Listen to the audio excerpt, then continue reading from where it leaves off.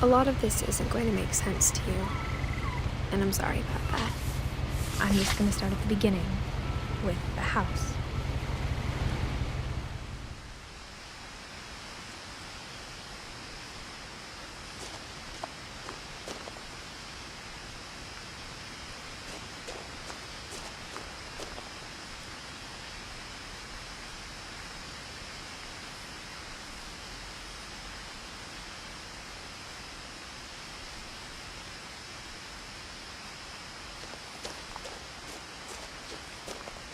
I lived here until I was 11, but I wasn't allowed inside half the rooms.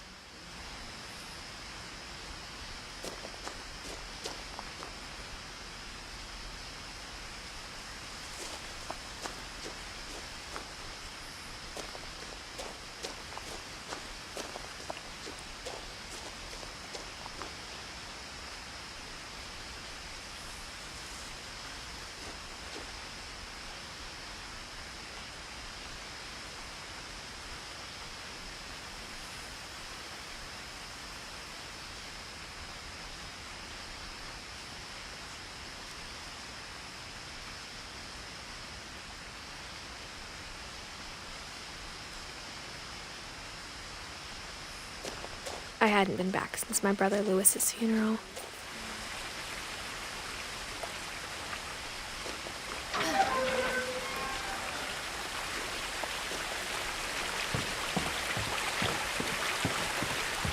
In her will, my mother left me a key but didn't tell me what it unlocked.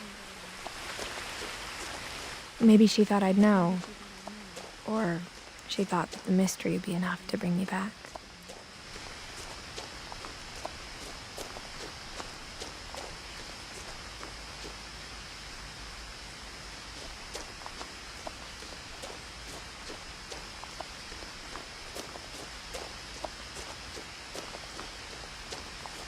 No one had driven this way in a long time, but I saw a few hoof prints.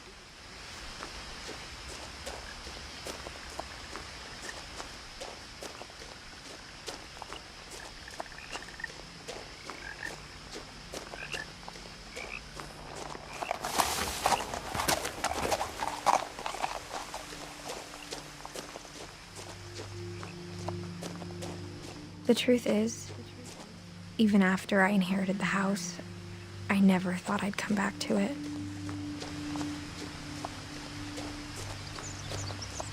But now I had questions about my family that only the house knew the answers to.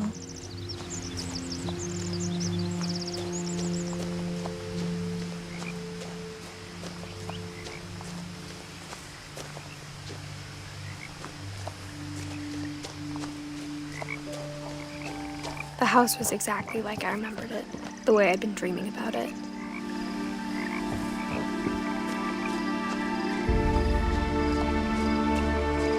As a child, the house made me uncomfortable in a way I couldn't put into words.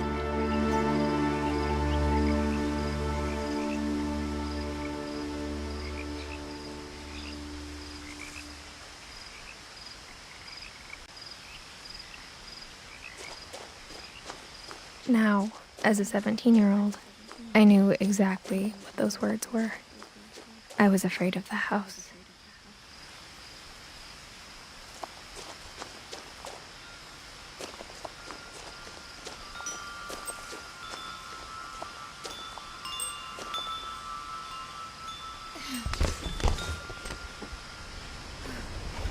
Crawling through the doggy door used to be a lot easier when I was 11.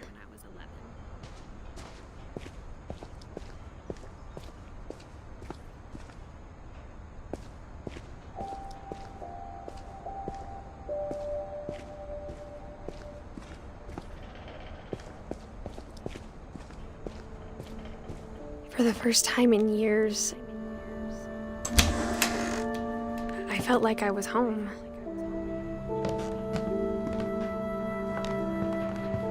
But instead of a family, there were just memories of one.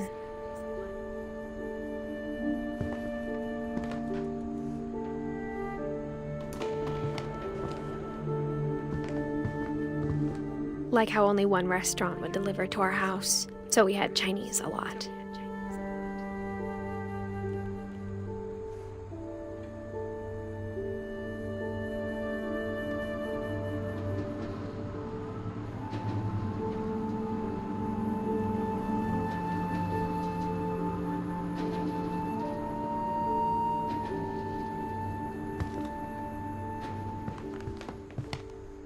Or how after Louis started working at the cannery, we all got sick of eating salmon. Except our cat, Molly.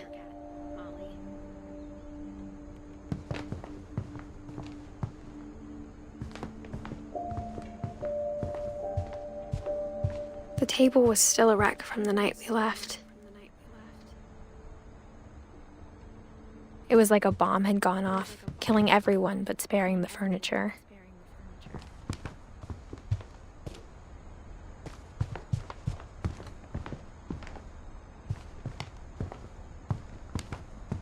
My mom was the only one of us who could imagine Great-Grandma Edie living in a nursing home.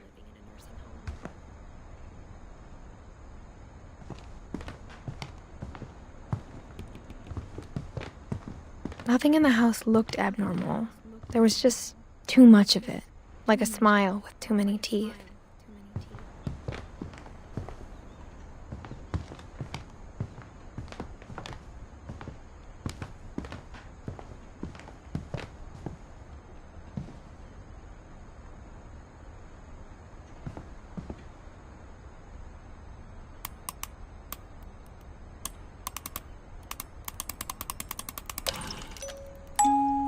Great-Grandpa Sven built a music box for Barbara, along with the rest of the house.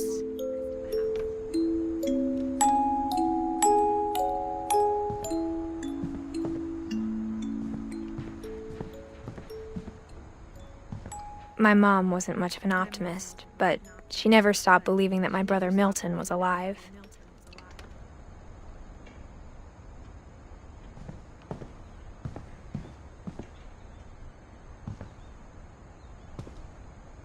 After Milton disappeared, Mom sealed up all the bedrooms. Then Edie retaliated and drilled peepholes.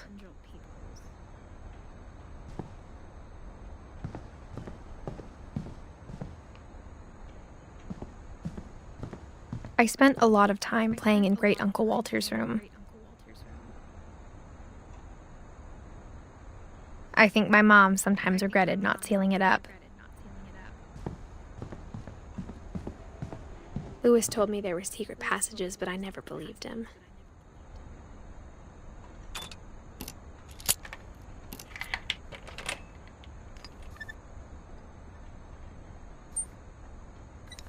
Turns out, my mom was really good at keeping secrets.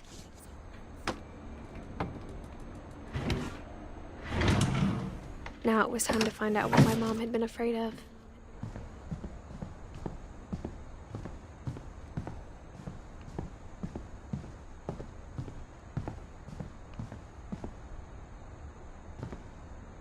Whenever people ask me about my family, the first thing they always want to know about is Barbara.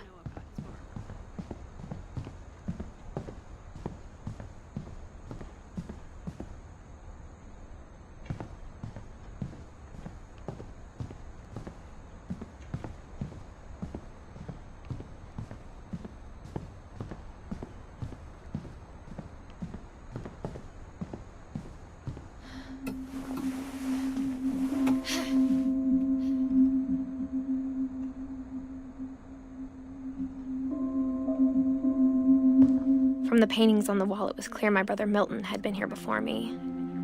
Reading this, maybe it sounds like I had a plan, but I had no idea what was behind that door.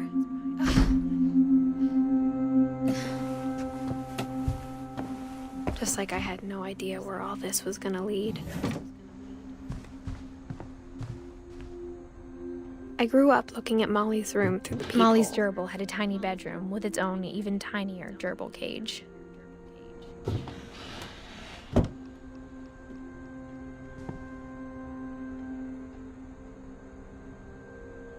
Being inside for the first time, I felt like I'd stepped behind a painting.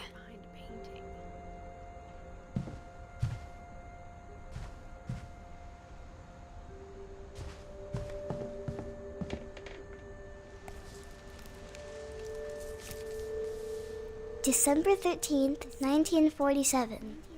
Dear Diary, I'll be gone soon, but I wanted to tell somebody about what's gonna happen. It started when Mom sent me to bed without dinner. I woke up and I was starving, so I looked around for something to eat.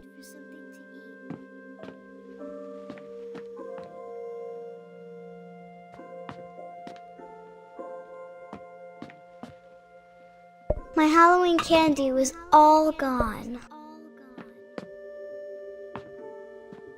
The gerbil food was dry, but I didn't mind it.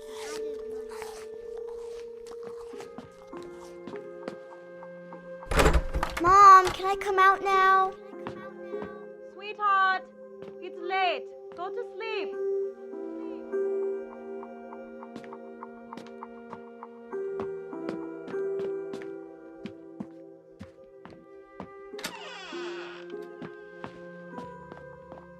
I kept eating and eating.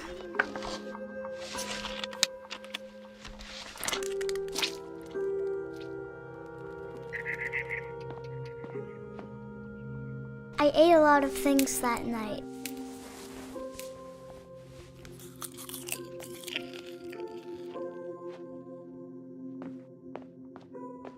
Then I heard chirping outside my window.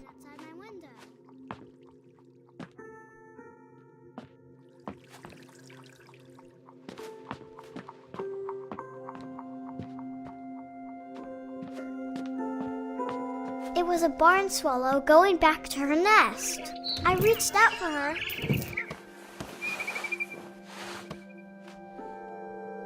And suddenly,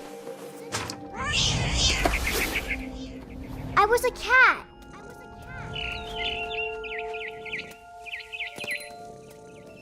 I tried to be quiet, but the bird was really scared.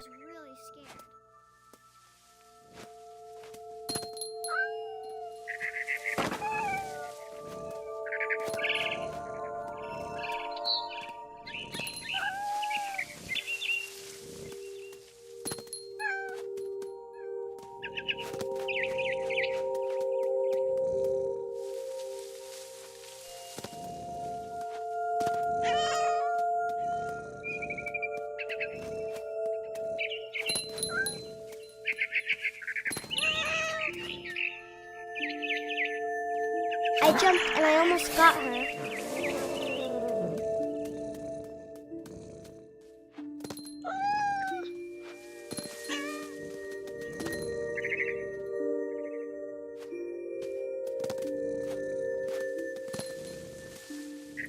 I could tell she was getting really tired.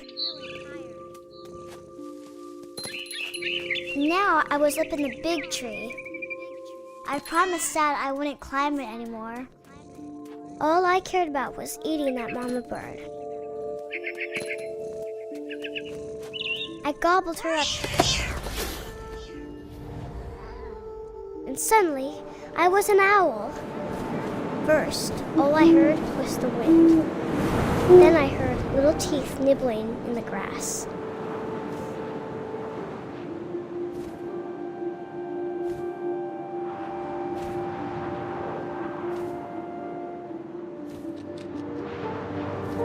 Rabbits.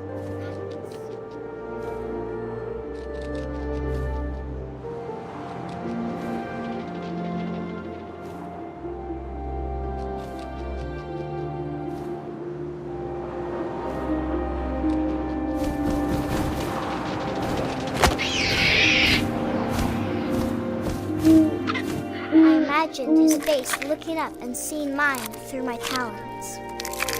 I swallowed him up, and I didn't chew one bit. Then I flew off to find something bigger.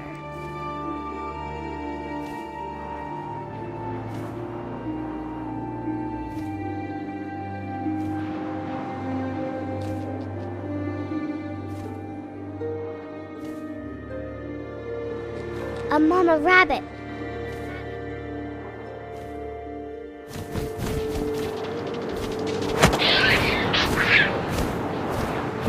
She was almost too big to carry. I started choking, but I couldn't stop eating. And suddenly, I was a shark.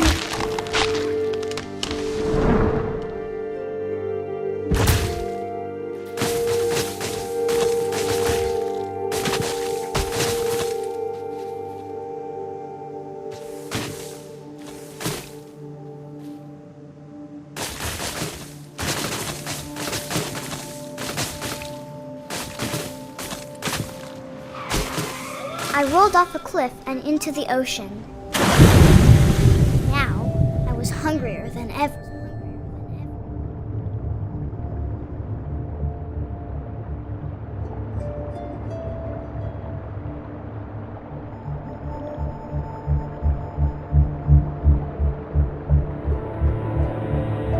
I wanted fat, juicy seals.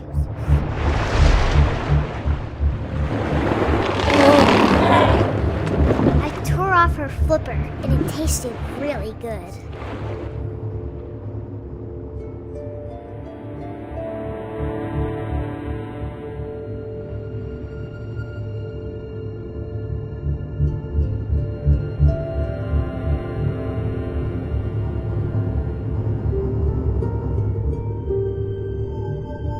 I grabbed on tight, but I was so hungry, I jumped out of the water. When I opened my eyes, everything had changed.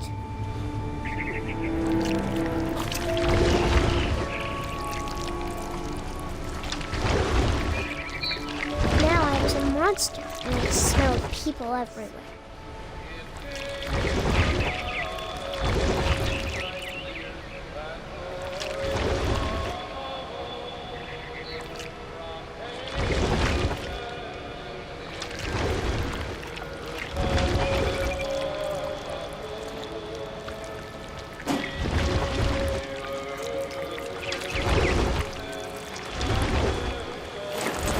I was big, but I moved real quiet.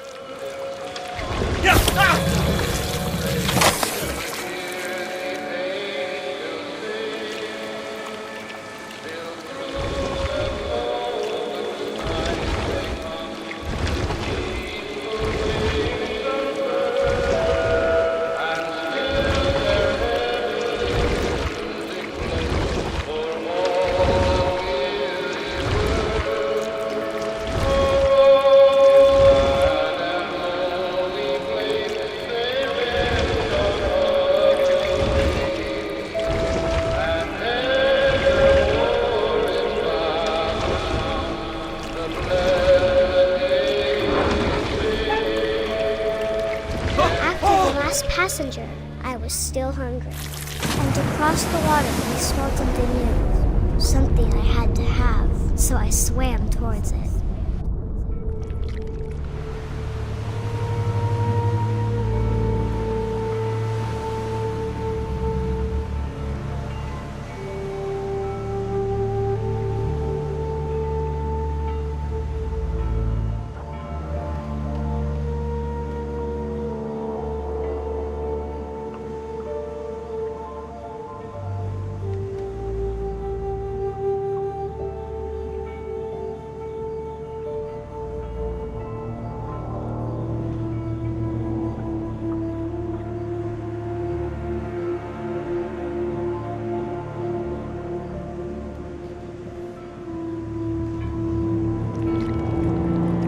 I slithered onto the sand, and the good smell went into an old pipe.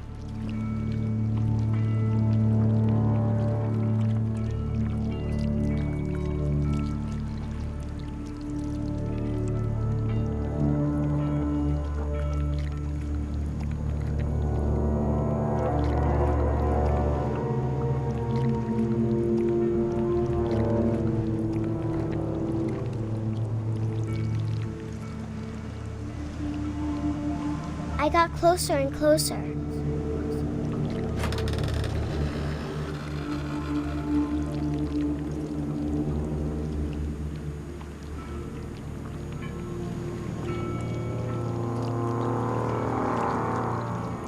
All of my stomach started growling.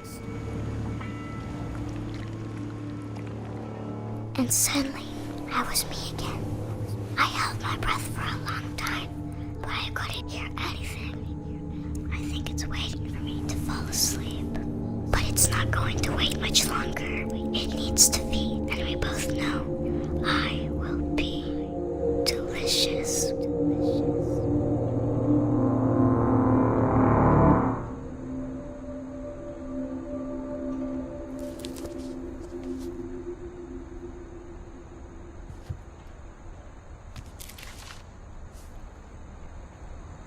I'm not sure if I believed all of that, but I'm sure Edie would have.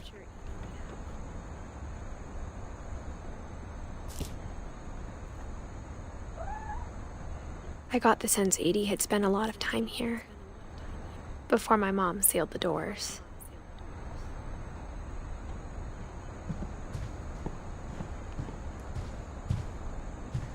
I can't describe it, but I felt like some part of Molly was still here.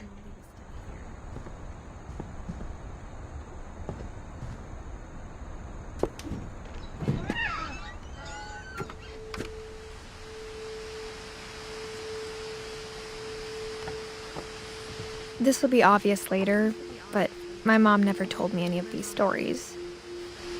Edie would have, but Mom didn't like bringing up the past. Though, when we adopted a stray kitten, she was the one who named it Molly.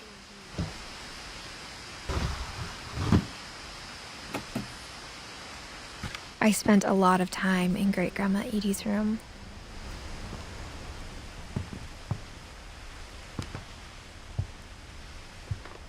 Louis died a week before we left, but Edie had already started to memorialize him.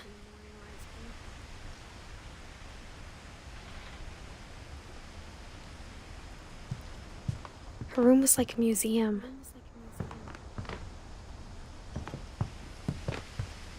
When Edie told people Sven was killed by a dragon, she could also have said he was building a dragon-shaped slide that collapsed. She could have, but she didn't. Even in her 90s, sometimes Edie seemed a lot younger than my mother.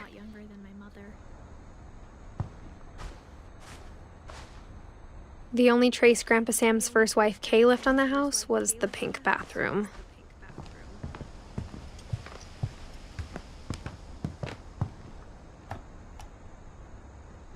For 500 years, the Finches have been famous throughout Norway for their fortune and misfortune.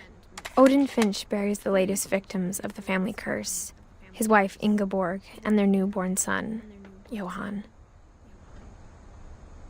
On January 7th, 1937, he set sail with his family and his house, hoping to leave the curse behind.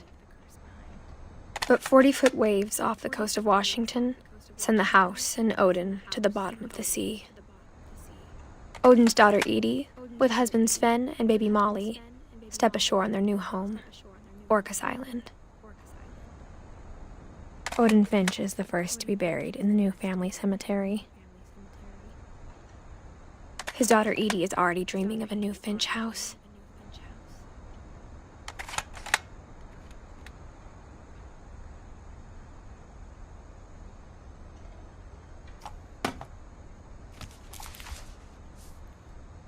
Whatever's wrong with this family, it goes back a long ways.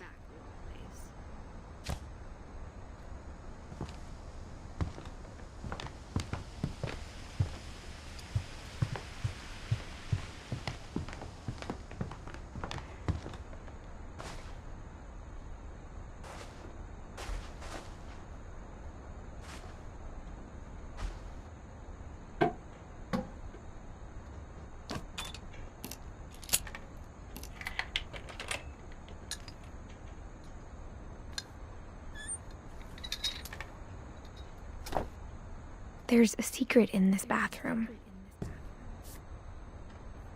It's in the last place you would look. It isn't in the cupboard. It's hidden in this book.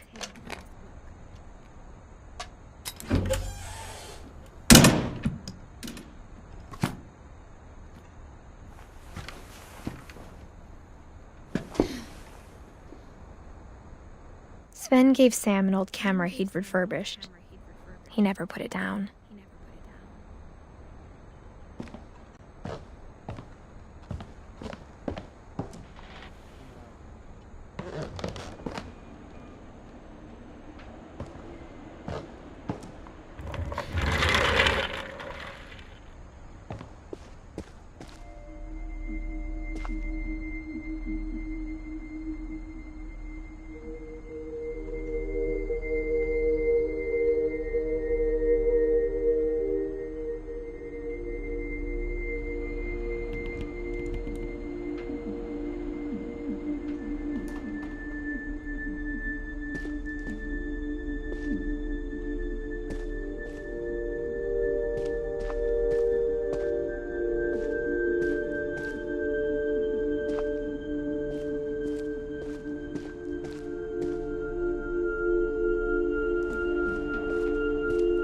I knew Grandpa Sam had a twin,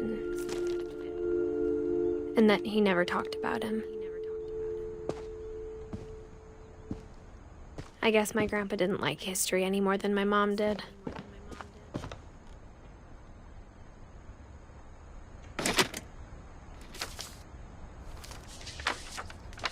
How I Want to Remember My Brother by Sam Finch. The thing I remember is that when he made up his mind, that was it.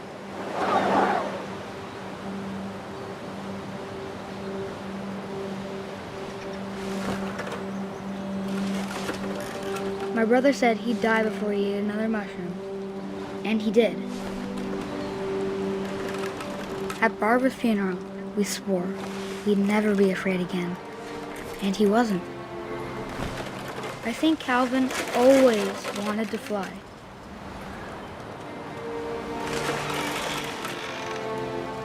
Sam, come in. Dinner's ready. Coming. But that day, he finally made up his mind to do it. I told him going around was impossible. Maybe if I hadn't said that,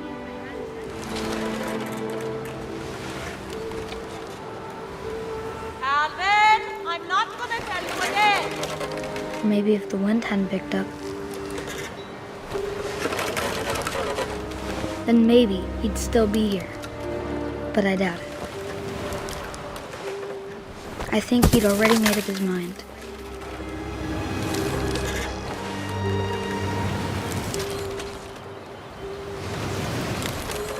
That's what I want to remember about my brother.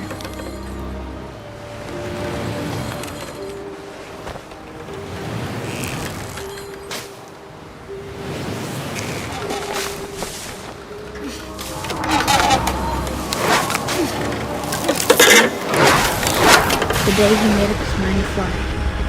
And he did.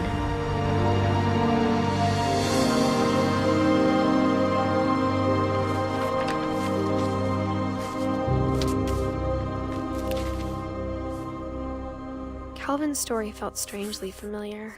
When I was younger, I remember trying to do the exact same thing.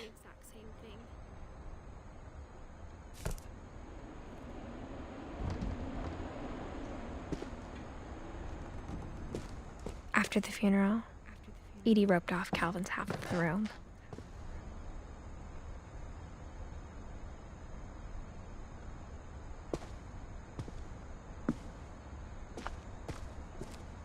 Mom said Grandpa Sam enlisted at 18 and never set foot in the room again.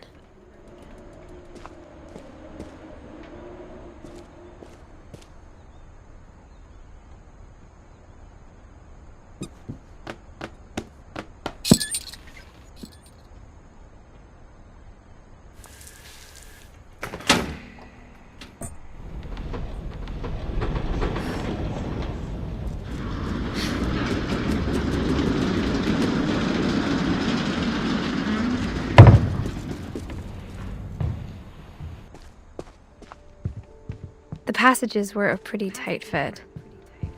They'd obviously been built for smaller hands and bellies.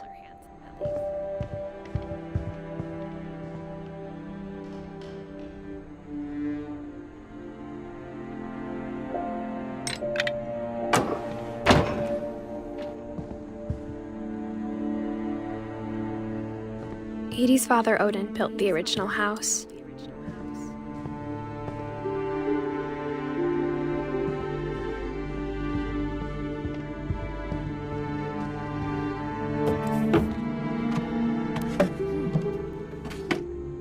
Growing up, I always thought of Barbara as a child star.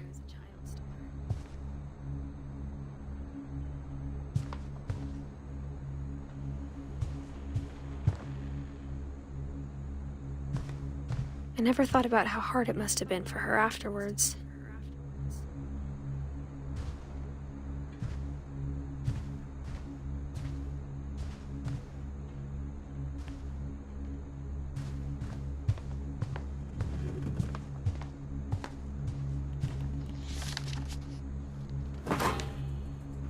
Of all the stories people wrote about Barbara's death, I'm surprised Edie saved this one.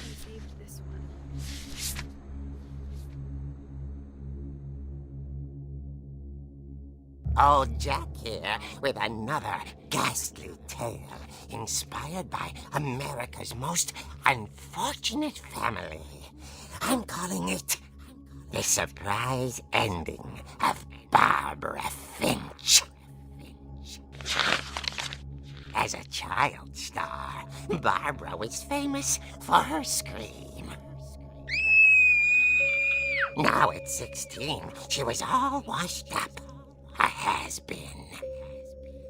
But in a lucky break, she'd been asked to perform her signature scream at a local convention for monster movie fans.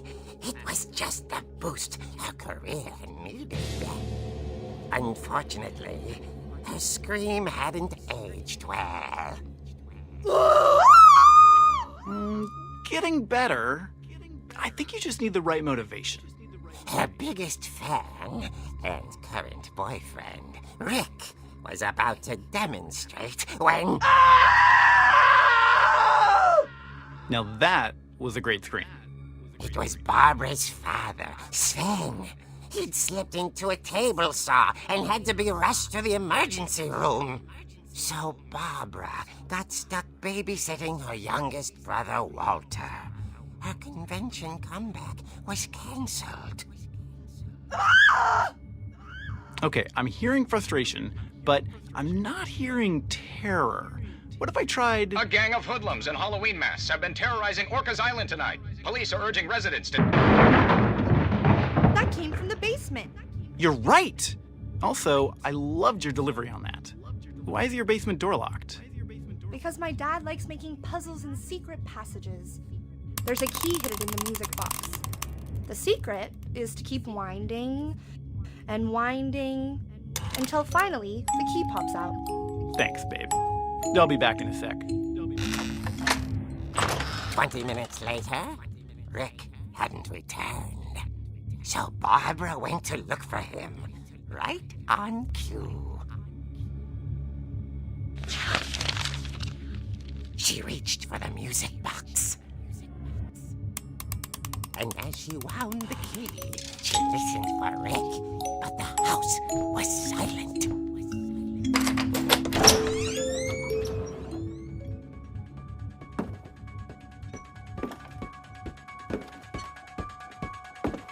She found Rick's crutch and imagined the worst.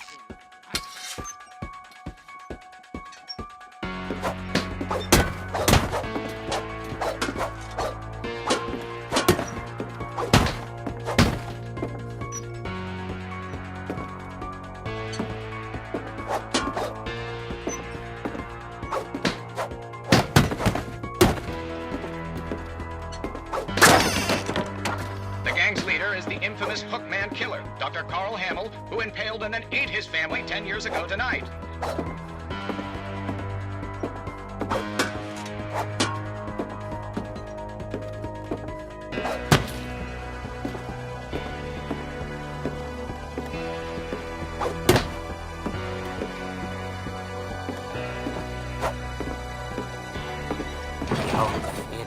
bristled and grew still.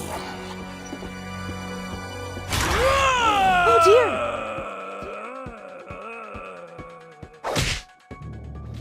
Oh! Rick? Barb, relax. I was just trying to scare you to help you find your scream. Well, I'm not scared, Rick. I'm furious. Then act furious. All I'm getting from you now is that you're hurt and confused and... She threw him out, but she kept a little something to remember him by. Barb, have you seen my other crutch? And she was still holding it when she fell asleep watching the late picture show. Hours later... Barbara! Walter, what's going on up there? Ah!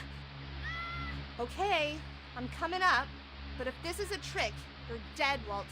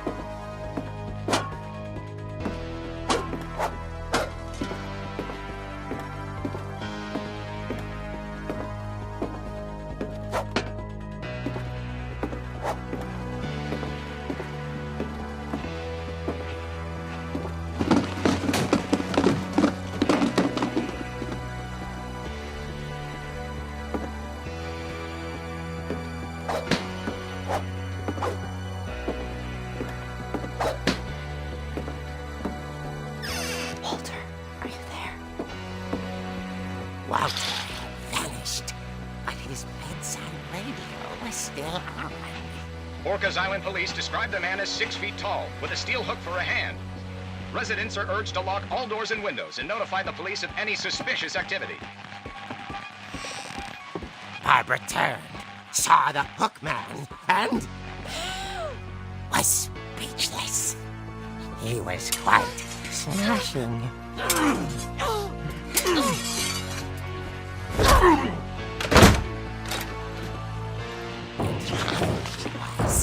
He couldn't get enough of Barbara. Okay, Barbara, there's gotta be another way out of here.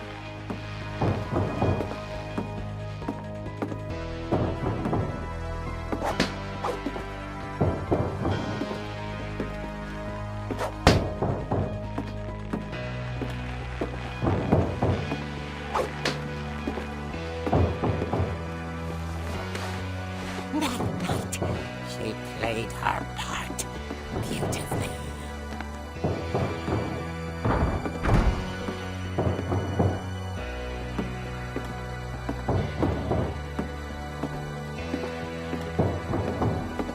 She thought about abandoning Walter, but just couldn't do it.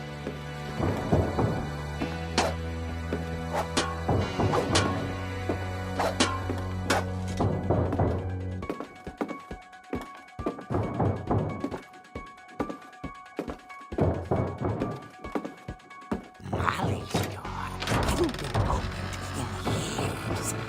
The hinges groaned.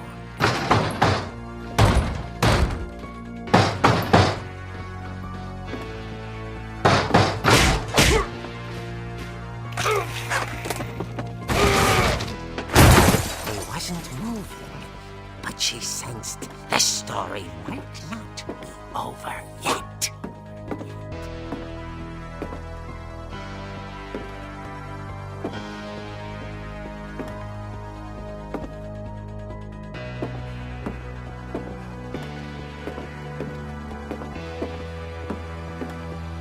The hookman had vanished. She listened for his breathing, but all she heard was...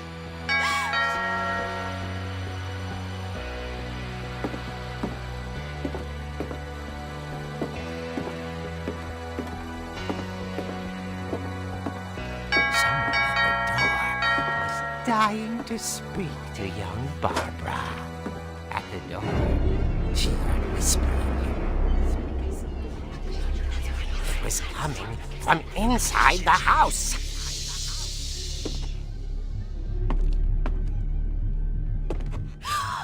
Oh dear.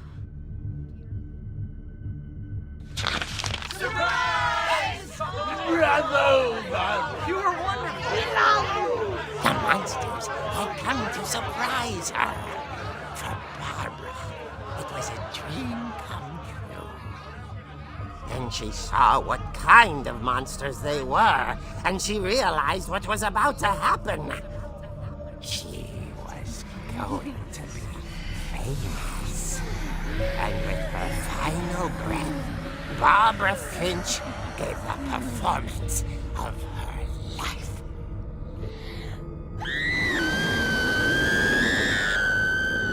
I wasn't there myself, but I hear Barbara was magnificent. Poor girl. She had a taste for stardom. But unfortunately, so did her fans. Of course, the police blamed it all on poor Rick, who disappeared the same night. And little Walter? Hiding under his bed the whole time.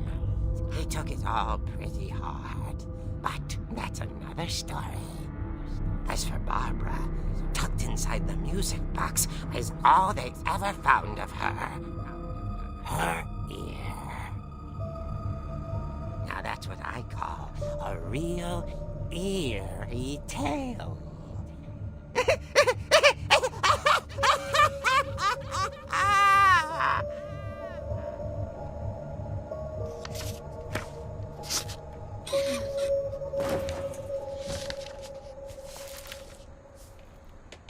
Edie told me all Barbara wanted was to be remembered, as absurd as that comic was. Maybe what Edie saw was a happy ending.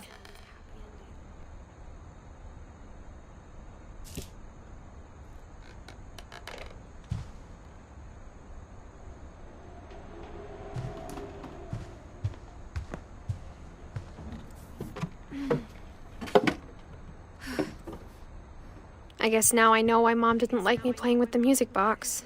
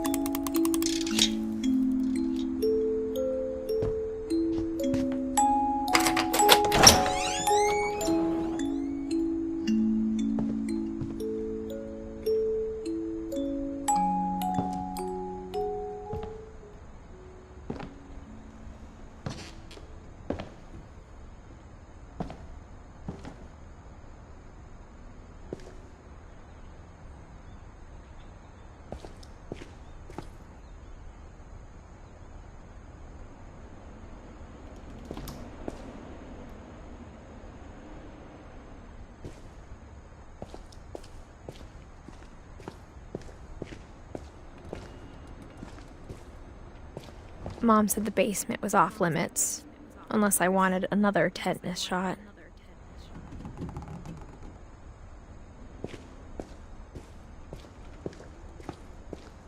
I saw Edie sneak down to the basement once, carrying packages. I thought maybe she was hiding presents.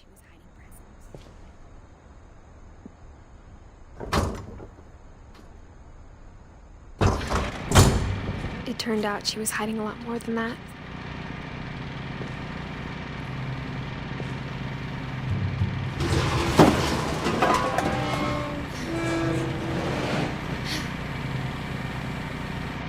I remember asking Mom once about where Walter had gone.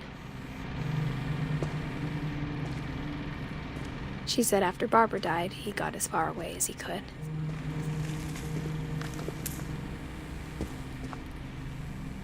If there's a pattern in all these stories,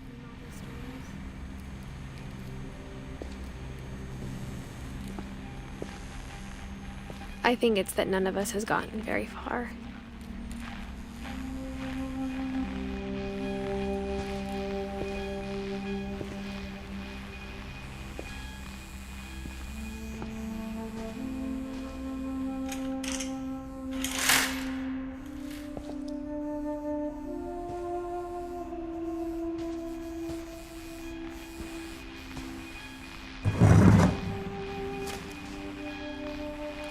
Goodbye, everyone.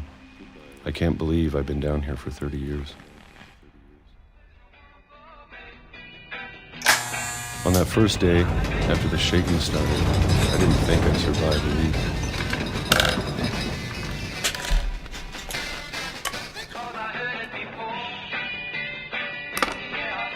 But after a few days, I settled into a routine. That's what kept me sane. Having a schedule, living for today. I always expected to be dead tomorrow. But if you wait long enough, you get used to anything.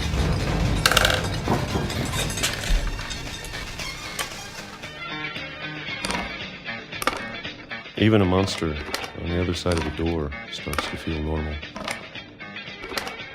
Almost friendly.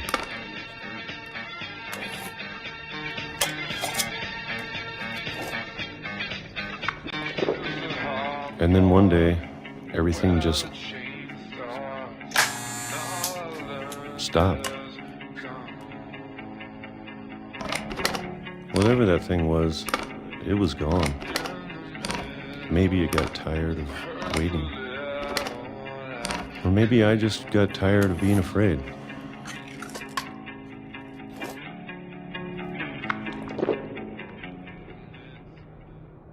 It's been a week now. The longest in 30 years. I'm done waiting. I have to leave while I still can.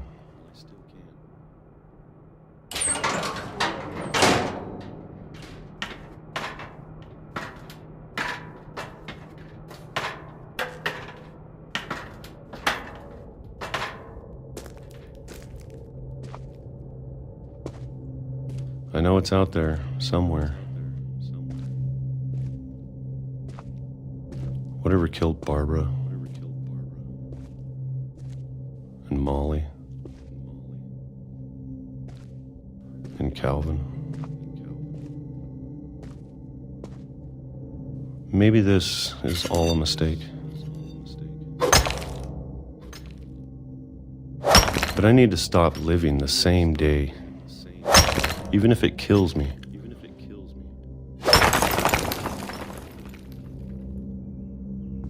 Whatever's out there, I want you to know I'm ready for it. I'm going to appreciate all of it, especially the food. I don't mind if I only have a year left. Or a month. Or a single week. I'd be happy with one new day. I can already imagine the sun on my face.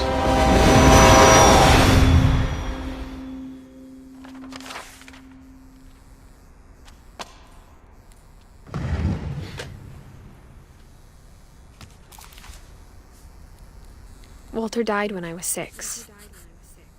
I can't believe my mom never told me he was down here.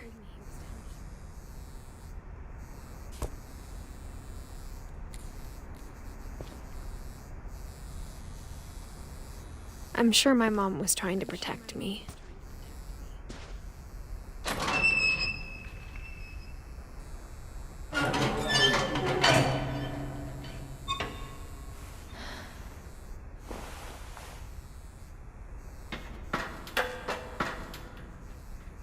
Maybe she was afraid I'd end up like Walter.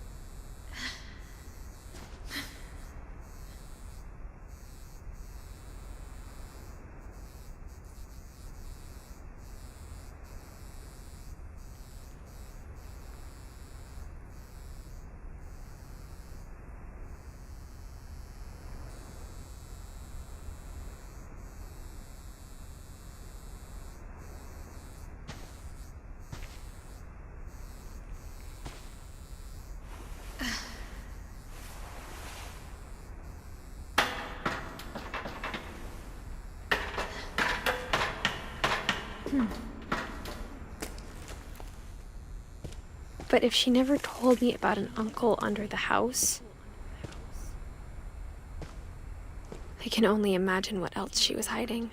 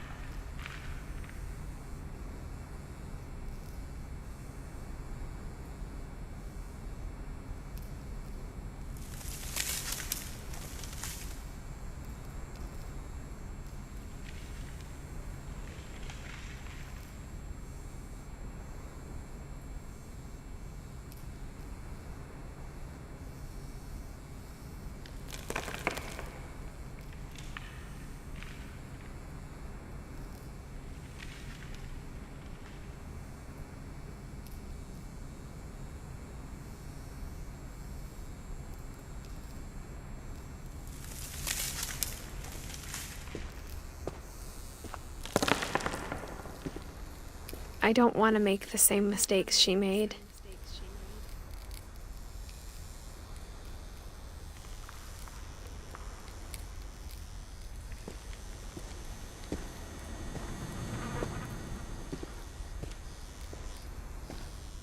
Trying to bury something that's still alive.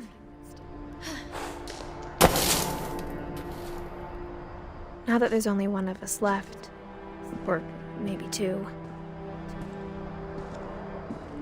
I thought it was time I heard the stories for myself and found out what happened to everyone else. But now I'm worried the stories themselves might be the problem.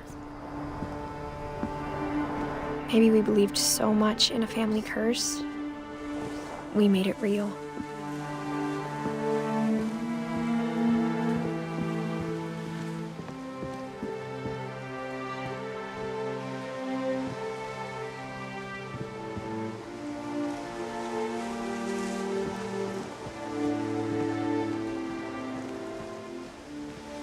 I don't know if I should even be writing this.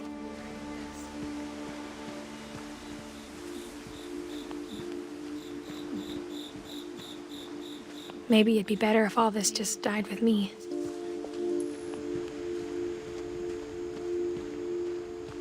But I thought you should know about your family.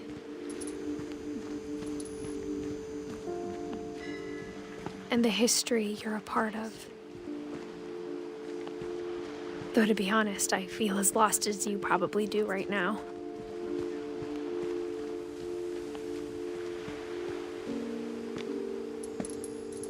I think the people in these stories believed them, for what that's worth.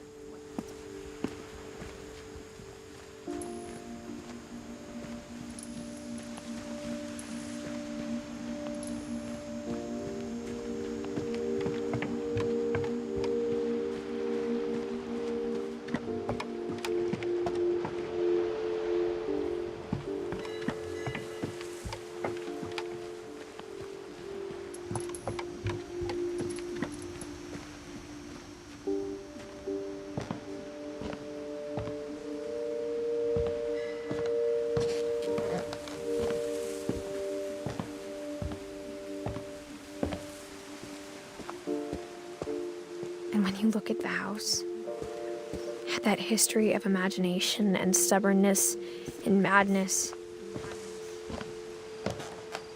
any of it seems possible.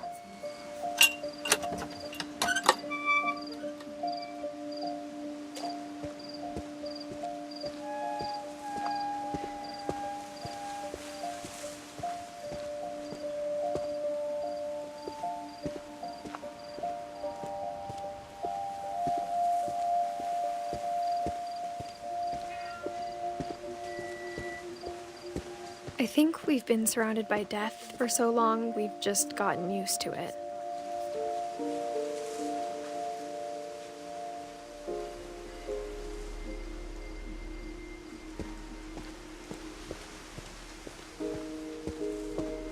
What kind of family finishes building a cemetery before starting the house?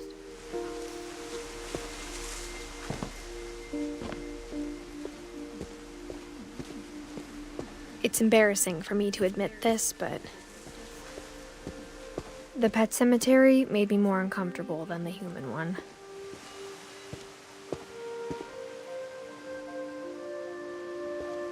Three of the gerbils are mine, and 2 had been my fault.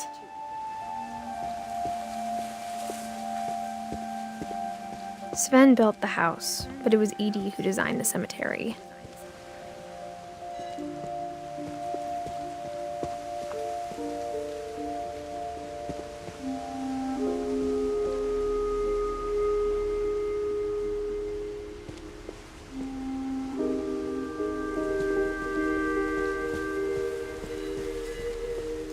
I'm sure Odin's monument had been Edie's idea. My mom was always trying to move on, but for Edie, the past never went away.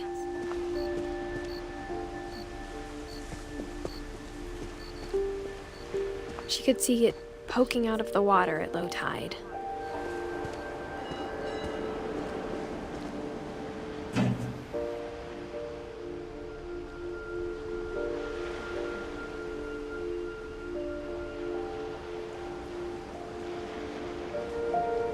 Edie said she dreamed about the old house every night.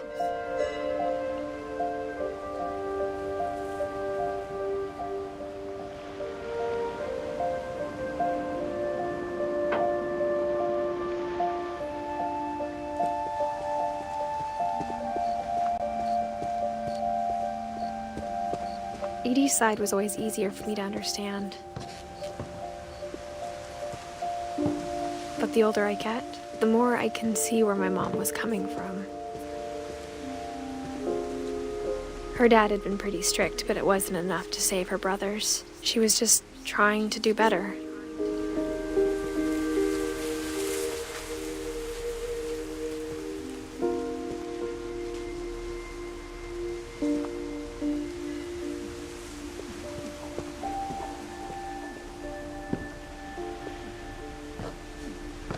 She lost 2 of her brothers, just like I did.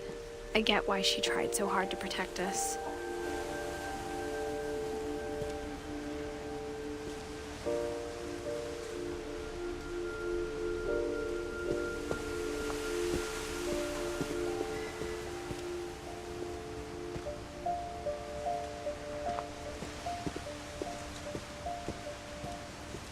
There's so many things I wish I could ask my mom now. Part of me thinks this is what she wanted all along. For me to come back someday and find everything out for myself.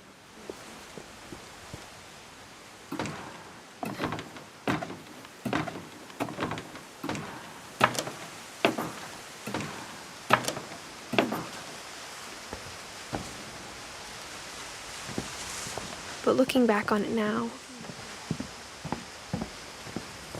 if she told me there was going to be so much climbing, I never would have come when I was 22 weeks pregnant.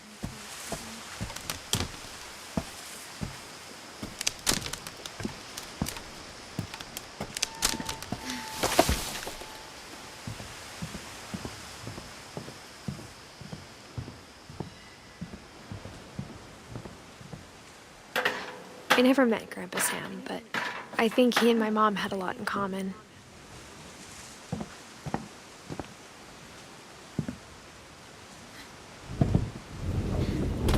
They were both pretty intense.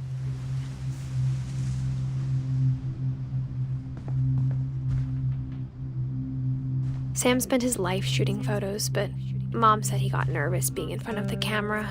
I guess we're all afraid of something.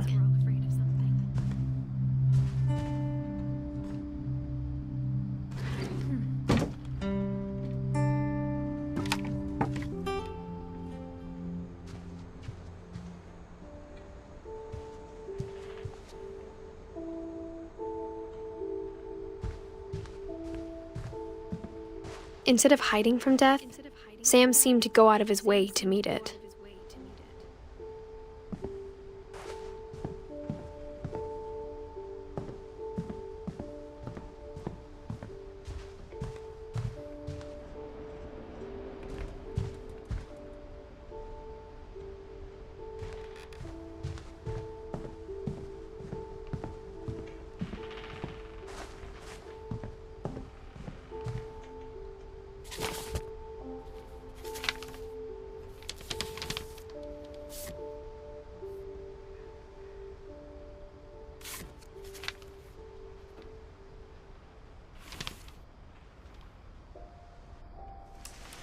Dawn, I promise, you'll never forget this weekend. Yes, sir. These memories are gonna last a lifetime. Am I gonna have to shoot anything? It's a hunting trip, Dawn. Shooting is strongly encouraged. Perfect. It's gonna rain the whole weekend, isn't it?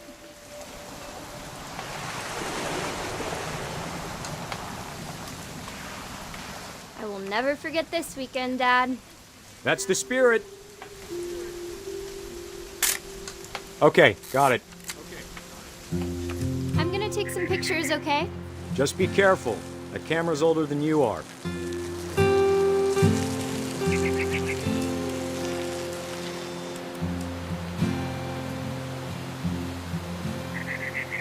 You're right, Dad. It's starting to clear up. Still freezing, though.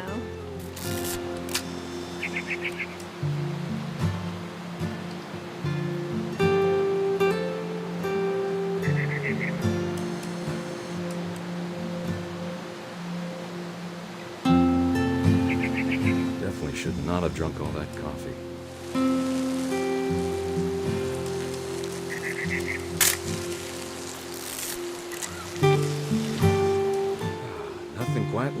outside.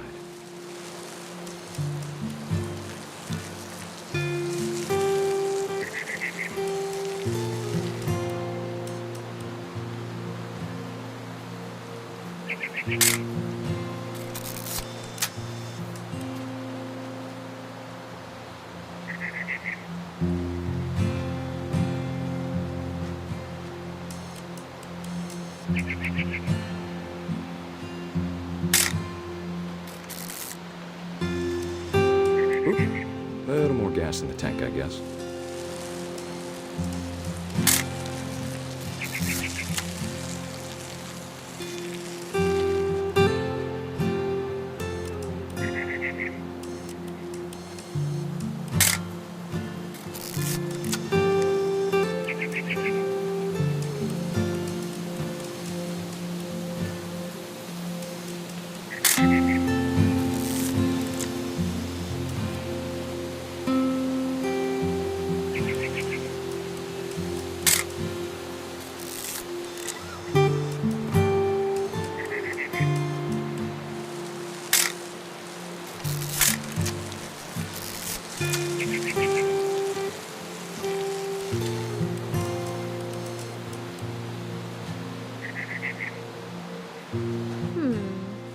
Hold still while I take a... Hey!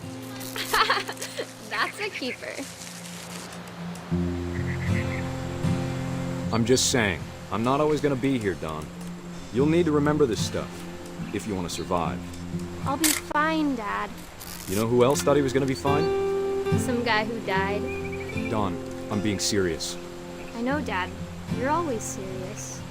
Doesn't being out here make you want to chill out? Well, to tell you the truth, I haven't... Dad! Good eyes, Don.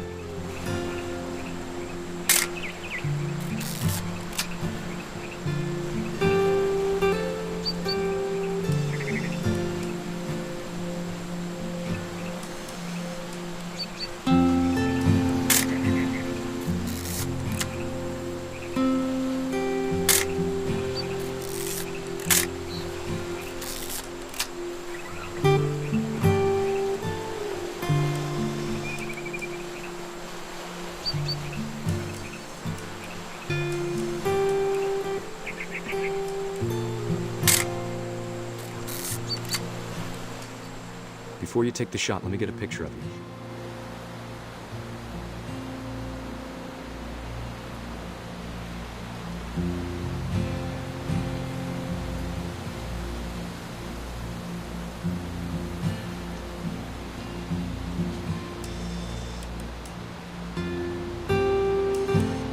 Dad, Let me get behind you. do I have to do this? Don, you don't have to do anything. But if you want to survive, you'll need to be strong.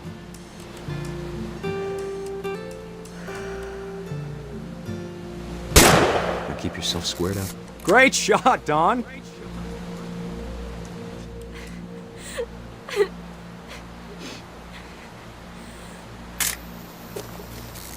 I'm proud of you, Don. Always remember that, okay? Dad, it's twitching. I think That's it's totally so... normal, Don. Just focus on the camera. Try not to think about... Dad!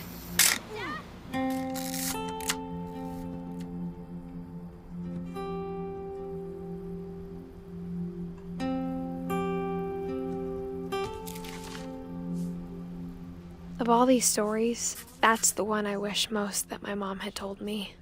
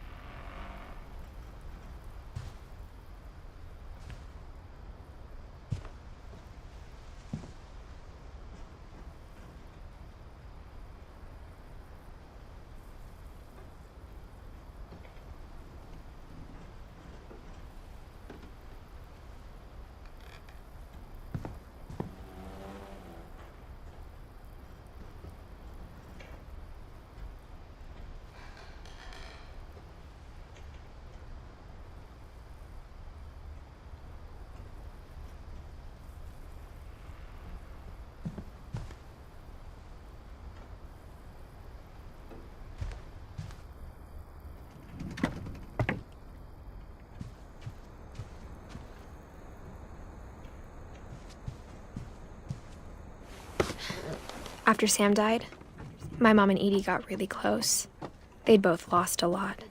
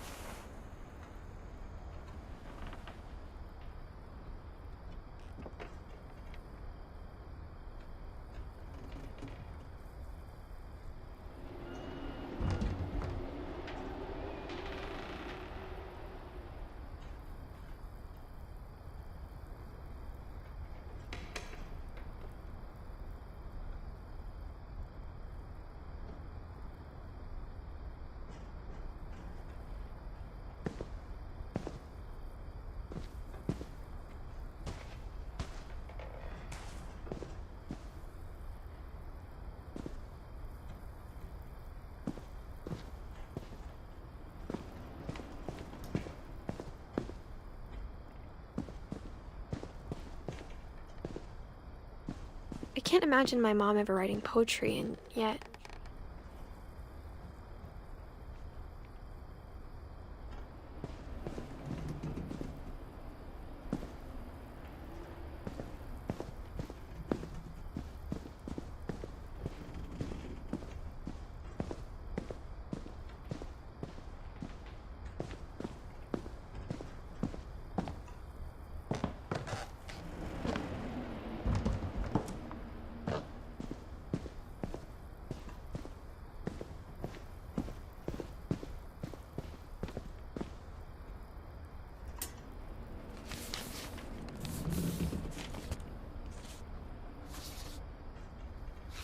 Dear Kay, do you remember the way Gregory used to laugh when he thought he was alone? Like something funny was happening, but only he could see it.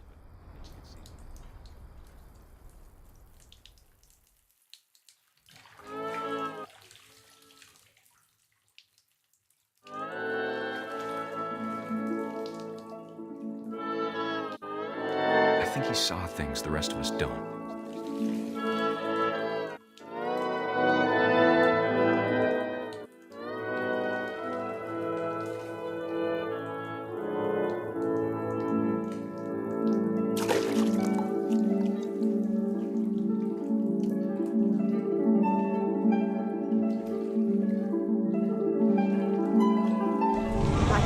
Gregory, it's time to...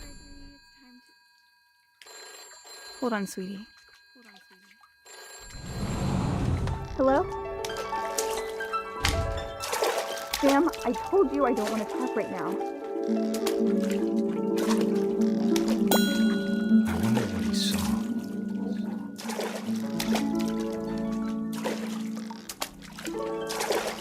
What his world was like.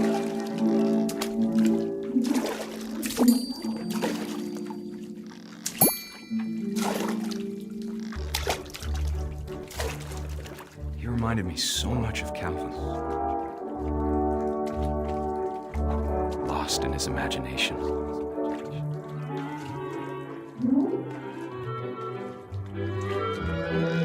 Whatever it was, he saw.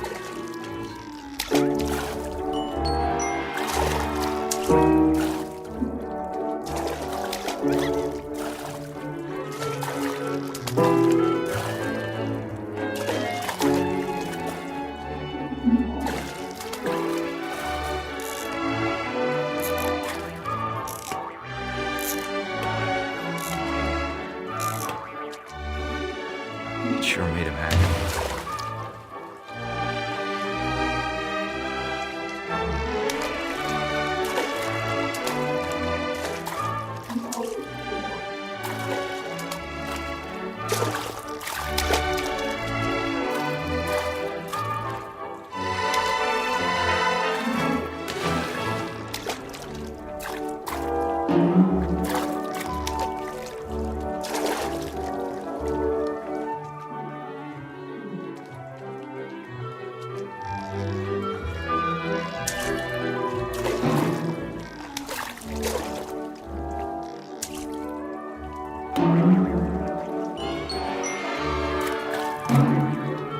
I know how silly it sounds.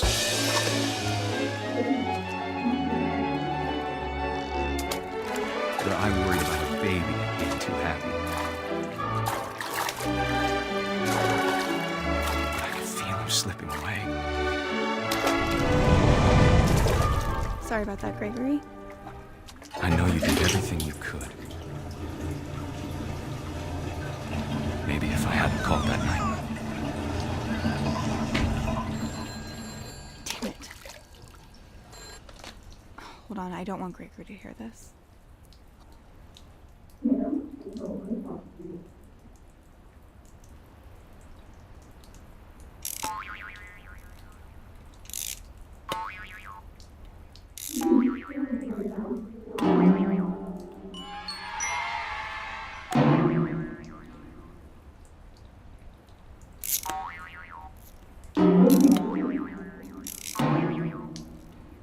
I wish he could have told us about the world he saw.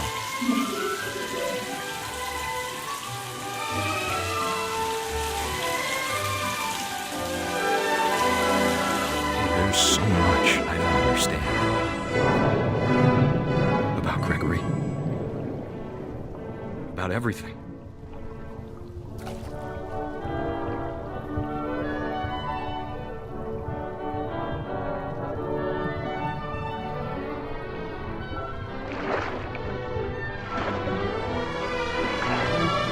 What happened wasn't your fault.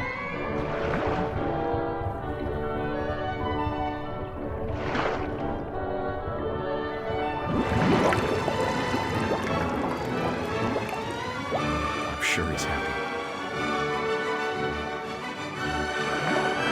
And he'd want you to be happy too. Good luck, Kay. Love, Sam.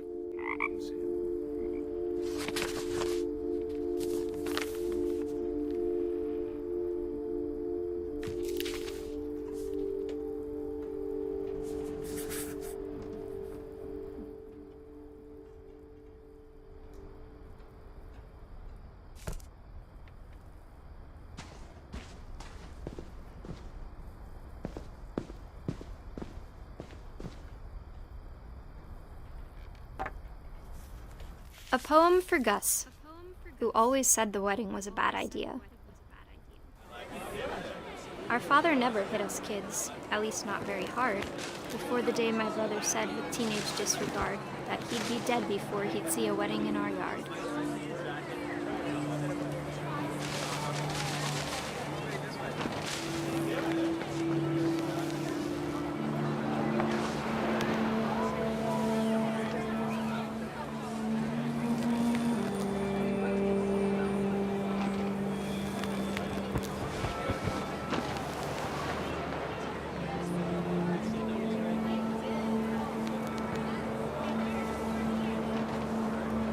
My father made him come, of course, but Gus stood far apart, just flew his kite and bottled up the storm inside his heart.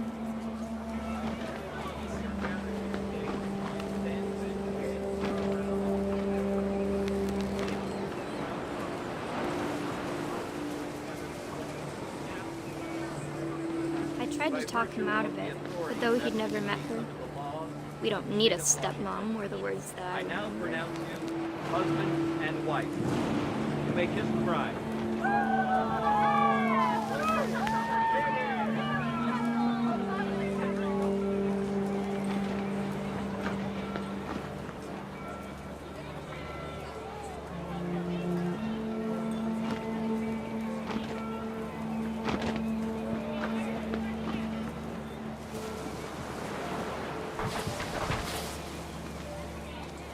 When the time for photos came, Dad ordered him to come here. But Gus declined and as a sign held up his middle finger.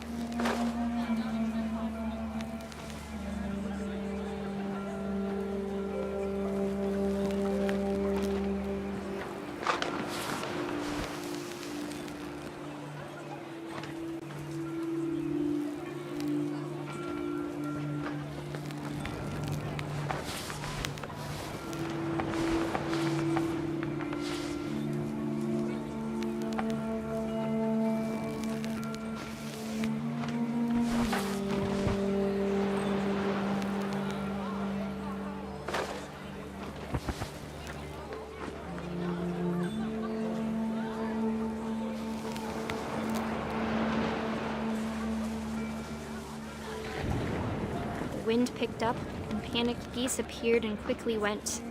But all the humans did that day was go inside the tent.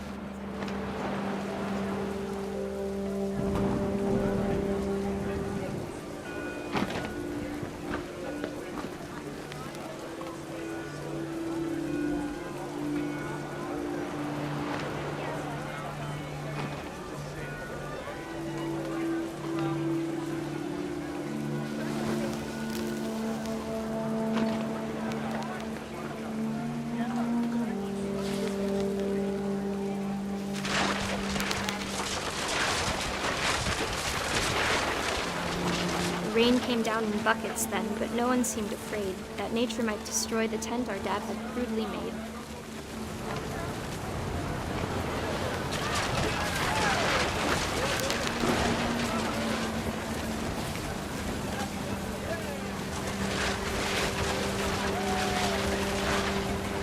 The thunder sounded much too close and full of angry power. But all my father said to this was, "Make the music louder."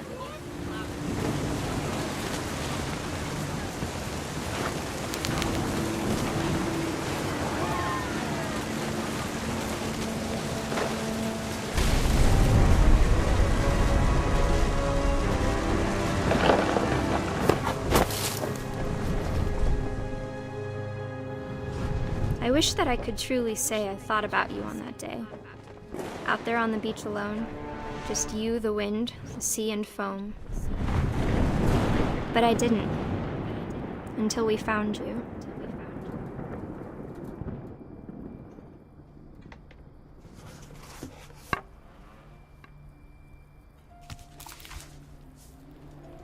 She never talked about him, but Mom told me once if I was a boy, they were going to name me Gus.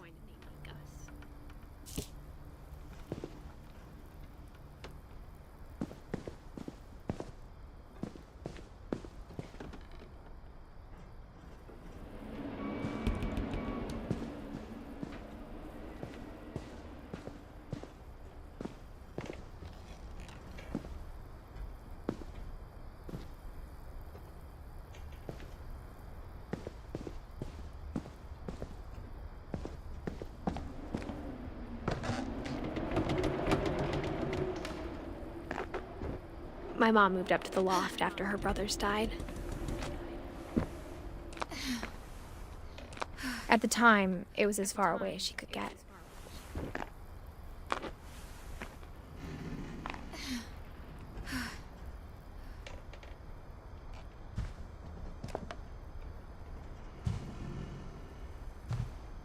Religion was another thing my mom never talked about, but I think it helped her a lot after her dad died.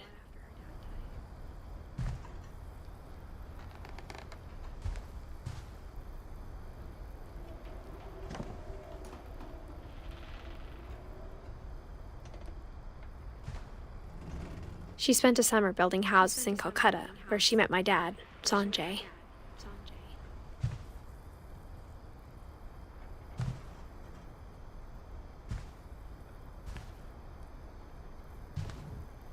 My mom moved to India a week after graduation and got a job teaching English.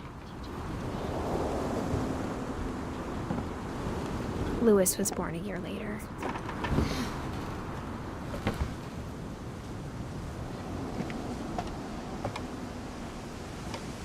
When my dad died, I don't think Mom knew where else to go. I'm sure Edie was happy to have her back. And to see kids in the house again.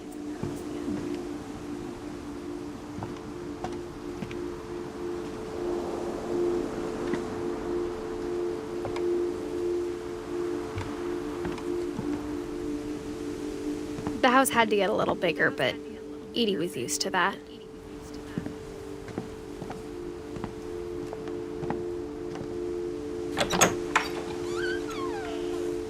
And for a while, things were good, almost normal.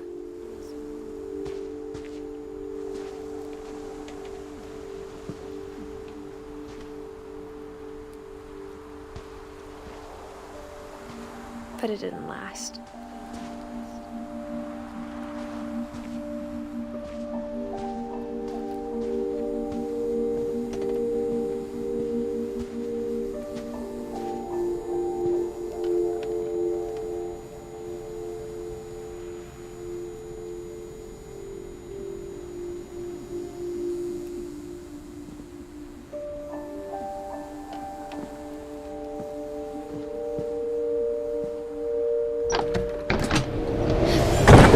beginning of the end was Milton's 10th birthday, when Edie gave him a castle.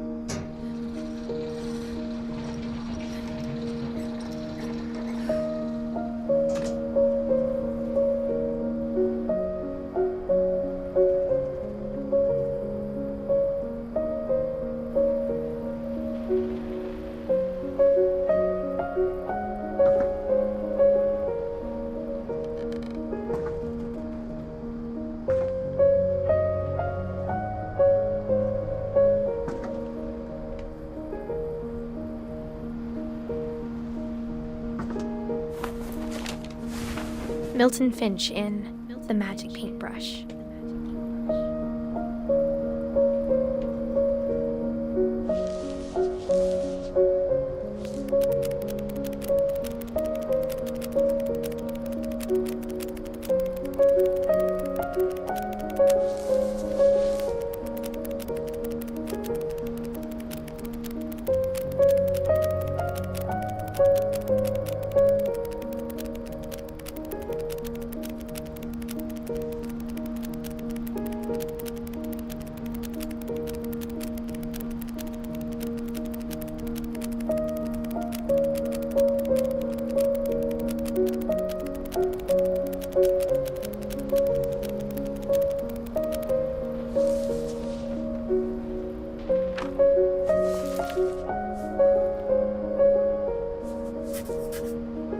I was 4 when Milton disappeared.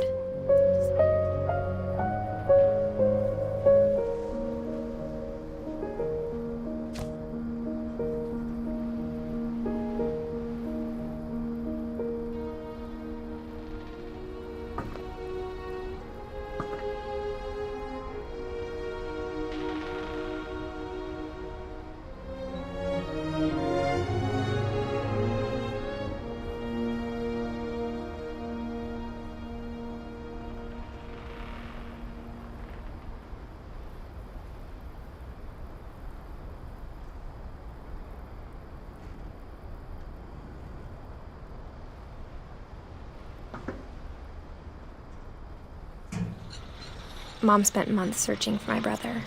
Then she sealed the doors.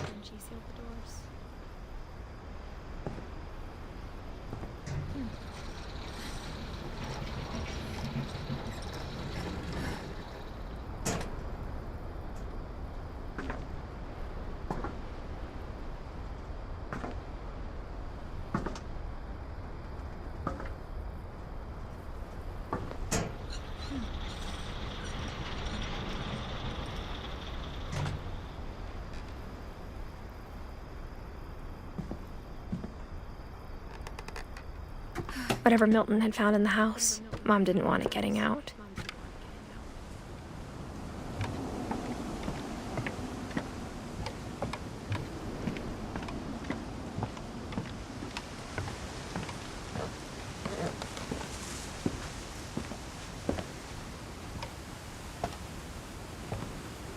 Mom definitely blamed Edie, but I think Louis blamed himself. After he graduated, he just spent more and more time in his room, until Mom got him a job at the cannery.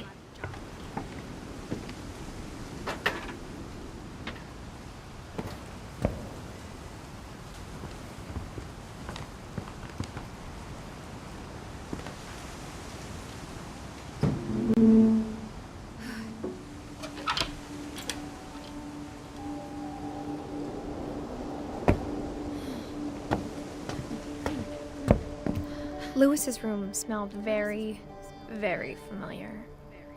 That part of him lived on.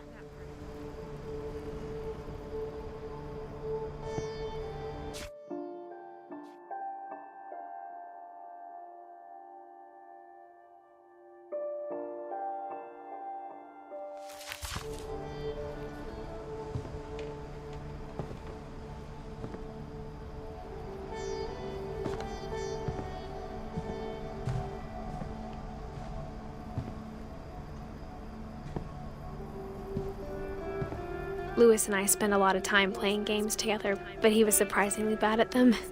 He died a lot.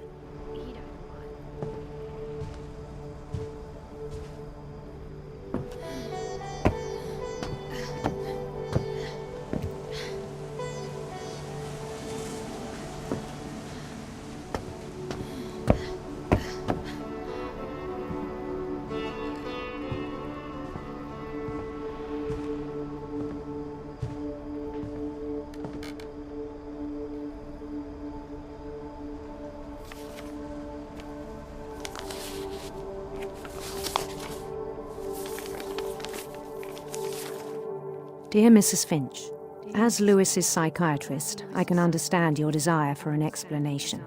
As I see it, the trouble began in January, shortly after we convinced your son to seek treatment for substance abuse. Newly sober, I believe Lewis first noticed the monotony of his daily life.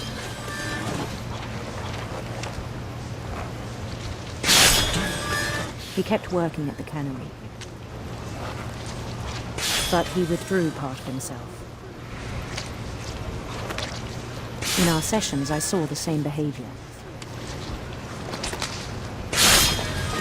His mind began to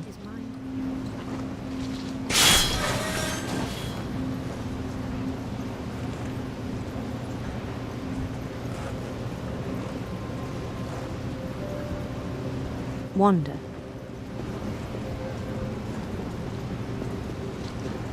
I asked him to describe it.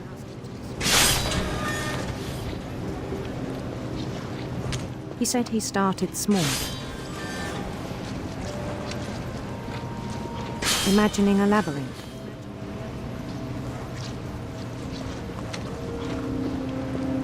He'd feel his way about.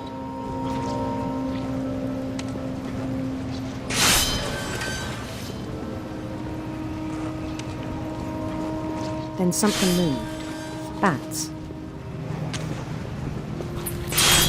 And toads.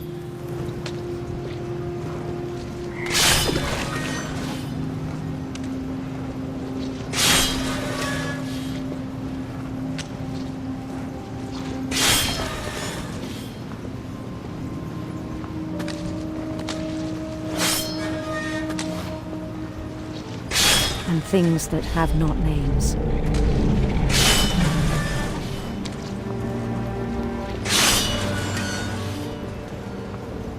He knew it was all in his head.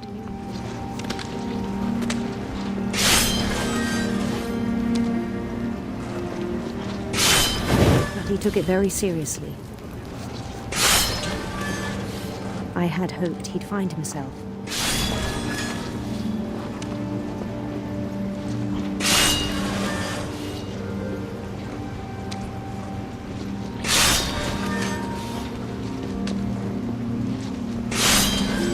But he found something more.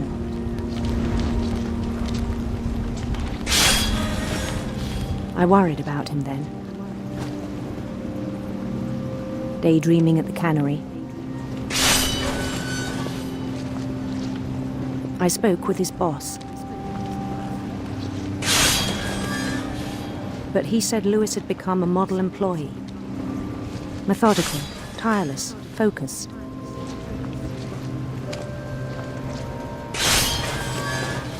like a whole new Lewis.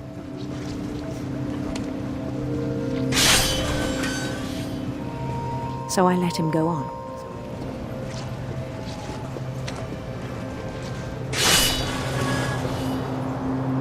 I even encouraged him.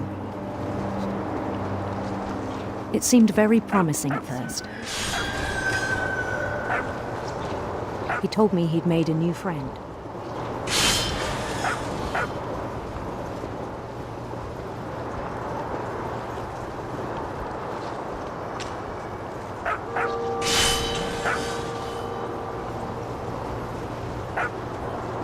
On the edge of a city he named Lewis Topia. He built the city up slowly, brick by brick.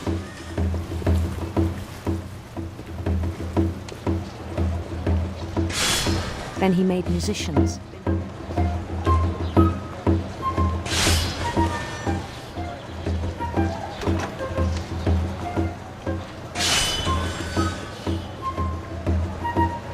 And songs for them to play.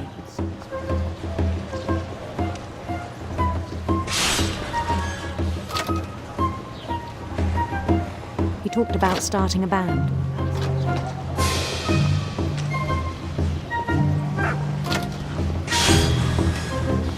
And he was always humming something.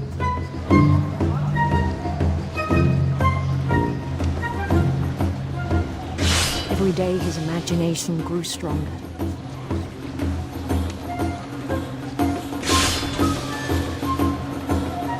He no longer spoke at the cannery.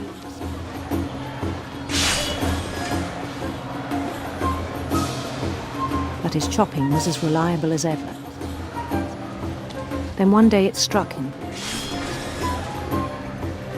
that all the cheering crowds, even the stones under his feet, were all in his imagination. So he could do whatever he wished.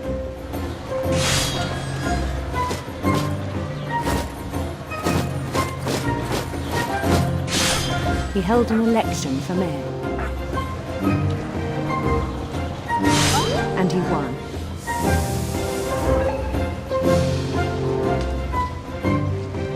They begged him to stay, but his mind was already wandering.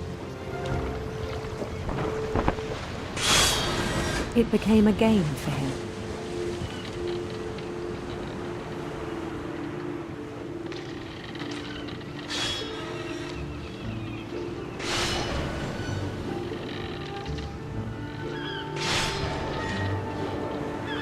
He'd conquer a city, then immediately push on.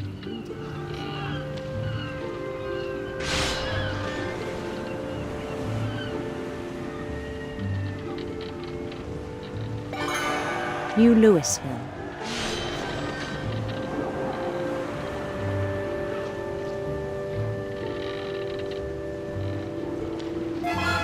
St. Louis. He started drifting away from our reality.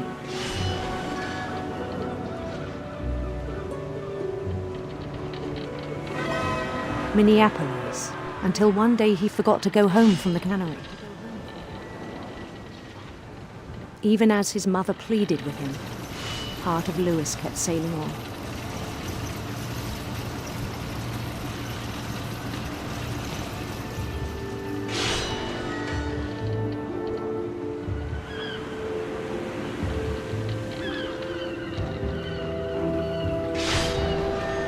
In Louisburg, he heard rumors of a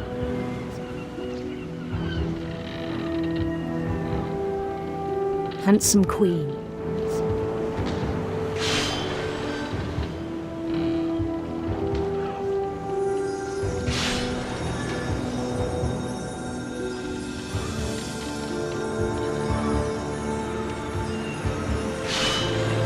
The queen was on her own quest for sinister serpents.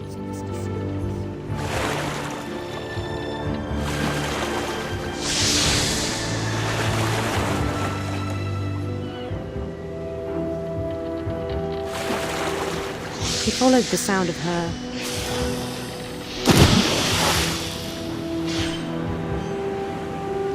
silver harp.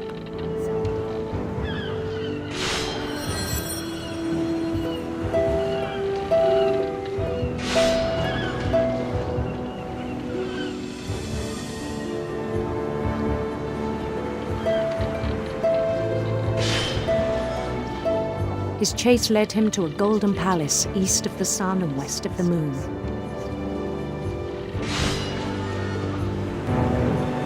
Even then, his logic remained sound.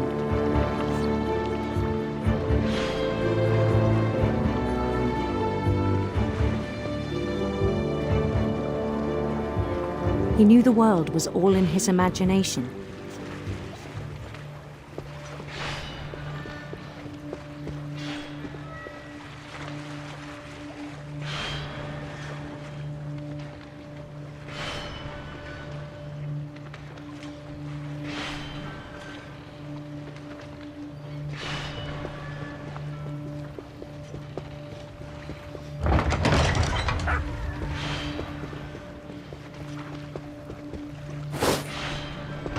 But he was so proud of having created it. In his own eyes, he'd become something greater than a king.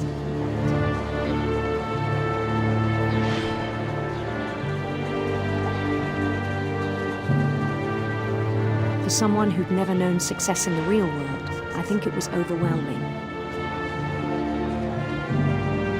And then it struck him that the real Louis was not the one chopping salmon, but the one climbing the steps of a golden palace.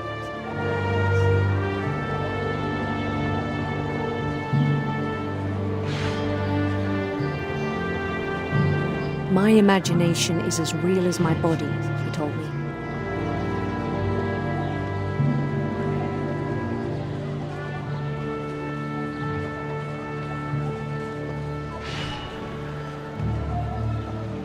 It was hard to argue with him.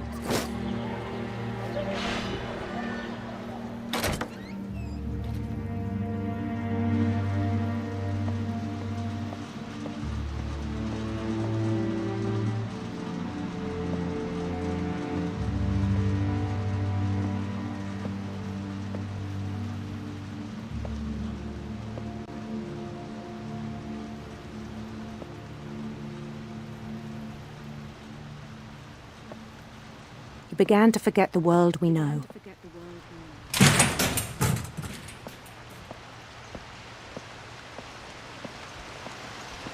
I think it pained him to remember Louis, the cannery worker.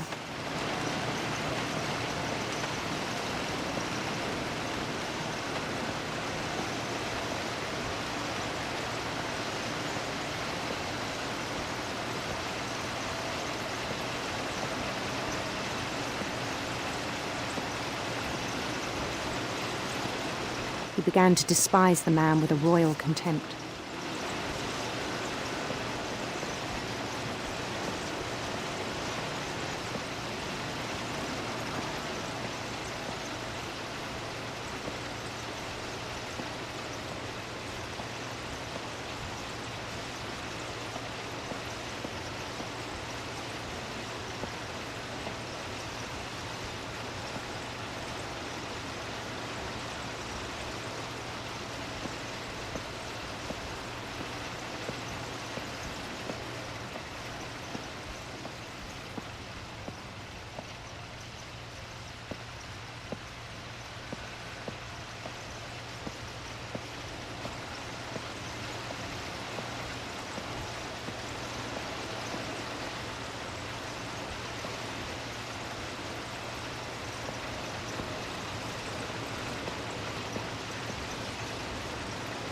I still thought I could save him.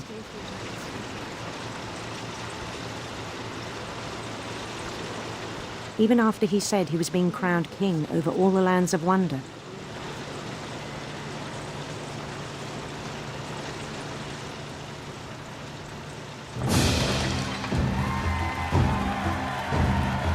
The palace would be packed with his companions.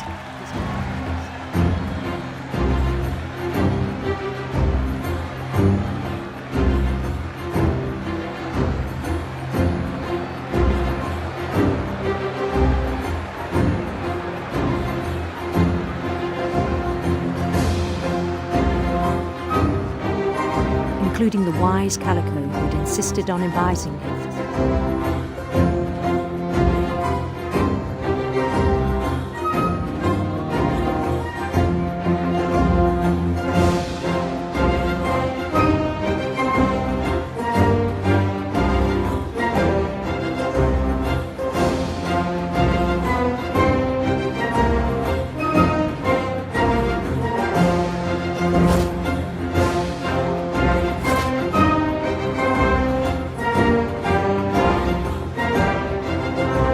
His queen waited, holding his crown.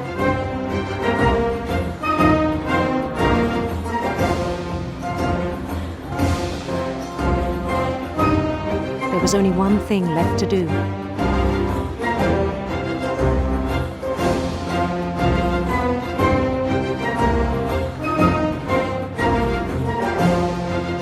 Bend down his head.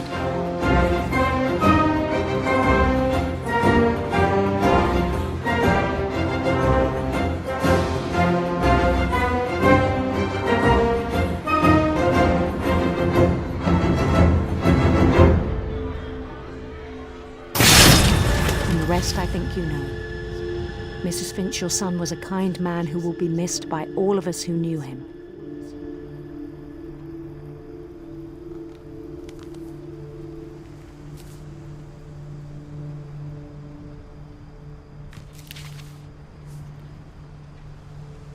My brother was really cool. I wish you could have met him.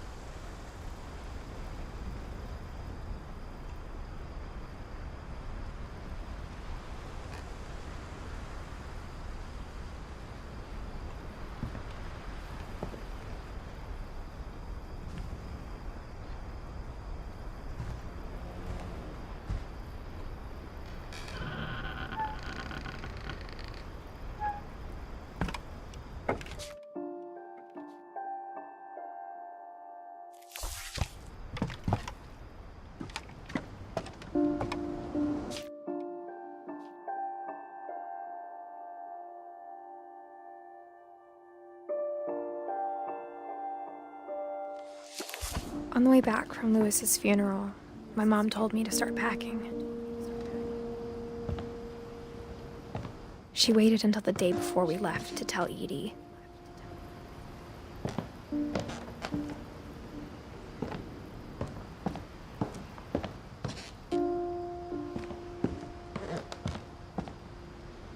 I'm not sure if she wanted to make it easier or harder.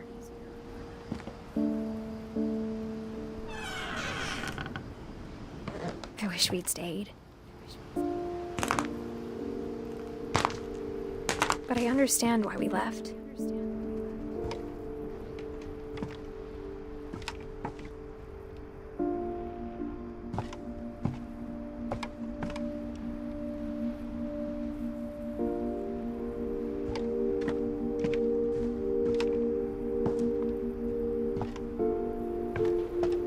What happened that night had been coming for a long time. Maybe it should have come sooner.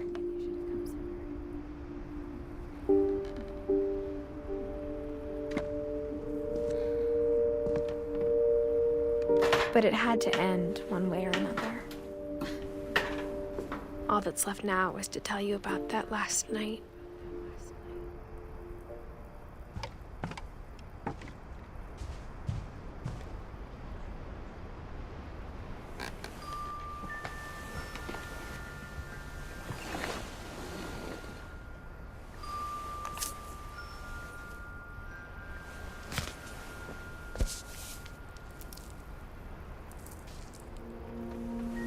That whole last day, Edie just watched us pack and didn't say a word. Until supper, when she raised her glass and said, "To our final night together, and all our final nights apart." Grandma, you know what I said about alcohol. Some of your medications are very Edith, specific. I left a present for you in the hallway. Why don't you go open it? The grown-ups have to argue now. I'm sorry, you're right. We're all leaving tomorrow. Let's just enjoy our last... I'm not leaving. Edith, you're excused.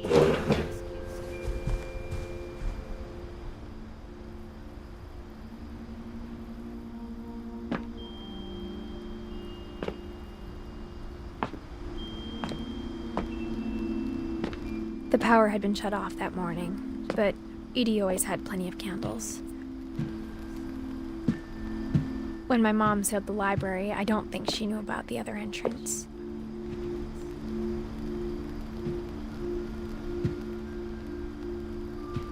Or that Edie had a key to it.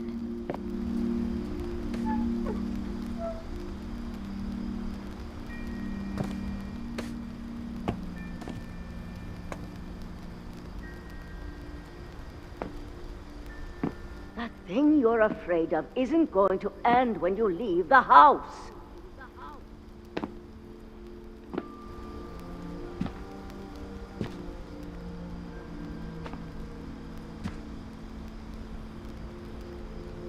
Edith has a right to know these stories. My children are dead because of your stories. I think it's best if Edith and I leave tonight.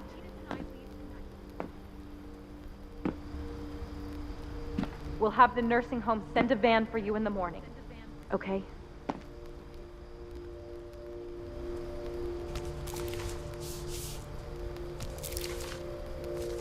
Dear Edith, there's so many stories I wish I could tell you, but there's only time for one. This is about what happened on the night you were born. That night, the tide went way, way out. It was the first and last time I ever saw the old house aground. There'd been an earthquake out in the middle of the ocean.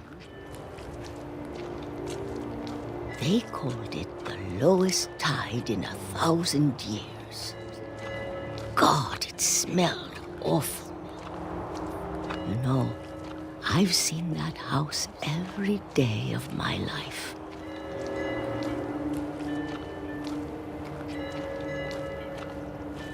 But I never thought I'd go back to it. When the fog rolled in, I lost my way.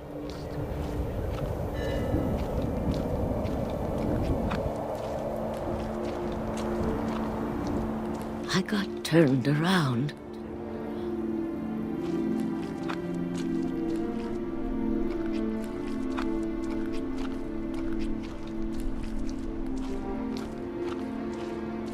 I started seeing things.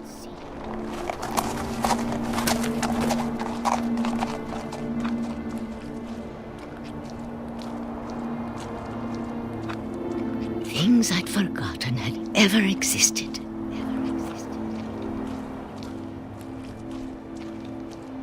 But when I saw them, they felt like old friends.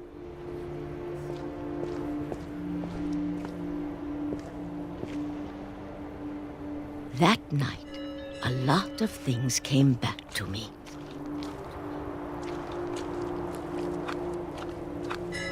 Or maybe I came back to them.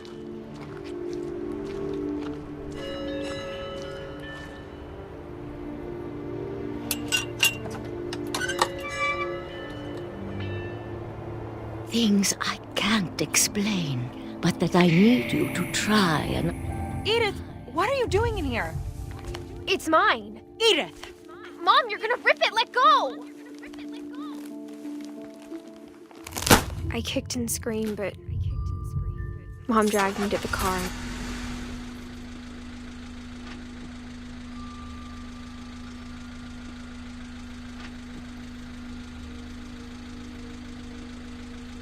I never saw Great Grandma Edie again. The next morning, the van came to pick her up, but she was already gone. After that, we moved around a lot.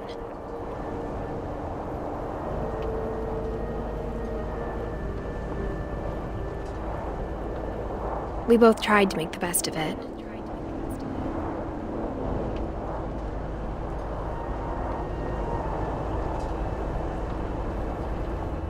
A few years went by.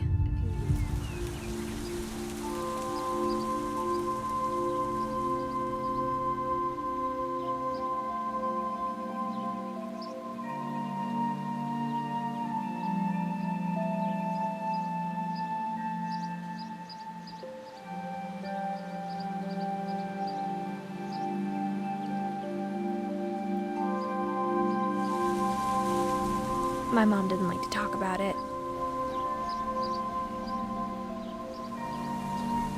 But she started getting sick a lot.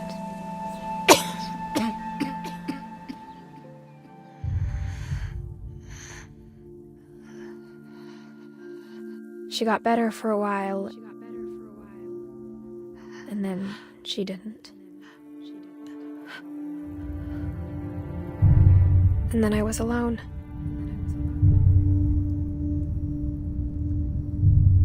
The last Finch left alive.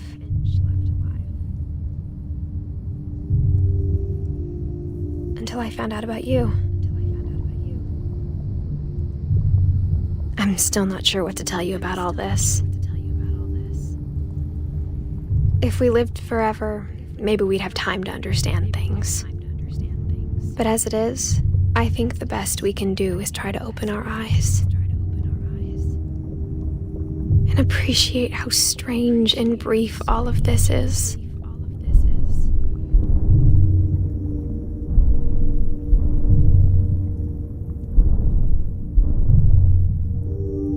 This journal was supposed to be for you.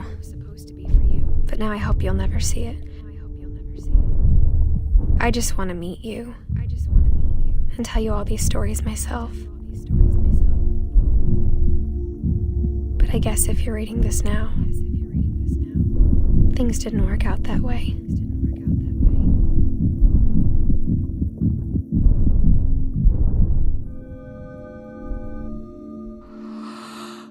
This is where your story begins. I'm sorry I won't be there to see it. It's a lot to ask, but I don't want you to be sad that I'm gone. I want you to be amazed that any of us ever had a chance to be here at all. Good luck.